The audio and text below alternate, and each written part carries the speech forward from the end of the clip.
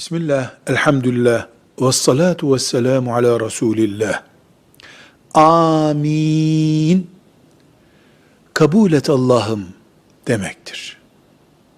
Fatiha suresi mesela olduğu gibi kulun Rabbine yalvarması olduğundan, Fatiha suresi bittiğinde namazda da olsak, dışarıda da olsak amin deriz.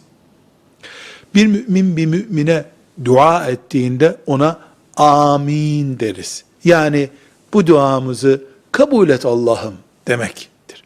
Ümmeti Muhammed'in duasında kullandığı farklı bir ifadedir bu.